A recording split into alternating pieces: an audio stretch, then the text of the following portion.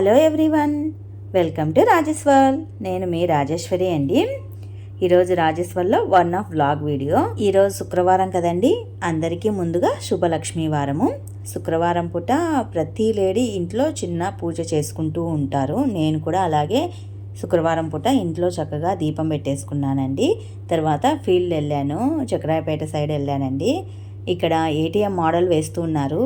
ఇద్దరు కలిపి పెద్దగా భారీగా ఒక అర్ధ ఎకరాలో ఏటీఎం మోడల్ వేస్తూ ఉన్నారు. సో నేను వెళ్ళానమాట అక్కడికి.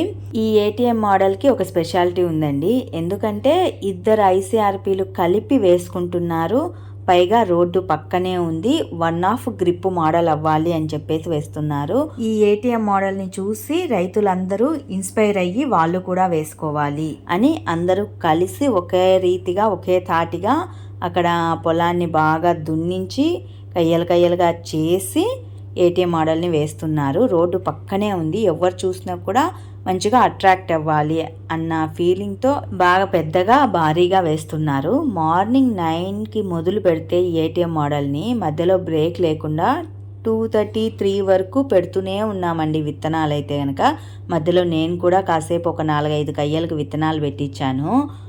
బార్డర్కి అంతా ఒకరు, మధ్యలో కూరగాయలకు ఒకరు, ఆకుకూరలకు ఒకరు, తీగ జాతి కూరగాయలకు ఒకరు, అట్లా ఒక్కొక్కరు ఒక్కొక్క విత్తనాన్ని తీసుకొని కయ్యలకి పెడుతూ ఉన్నారు. అన్ని విత్తనాలు పెట్టిన తర్వాత వాటర్ని వదిలేశారనమాట. ఇక కయ్యలన్నీ తడవాలి కదా. ఈ వాటర్ అంతా ఏటీఎం మోడల్కి బాగా పారగొట్టేశారండి. ఇలా 2 రోజులు 3 రోజులు బాగా నీళ్లు పారగొట్టిన తర్వాత మొలకలు వస్తాయి. అప్పుడు మంచిగా కనిపిస్తుంది అని చెప్పేసి బాగా అందరు భారీగా ఈ ఏటీఎం మోడల్ని మొదలు పెట్టేశారు. ఈ బావిలోంచి నీళ్ళు అనేవి వస్తున్నాయి. నేను ఇంటికి వచ్చేసరికి 4:30-5 ఆ టైం అవుతూ ఉంది. వస్తూ పిల్లలకి దోసకాయలు తీసుకొని వచ్చాను.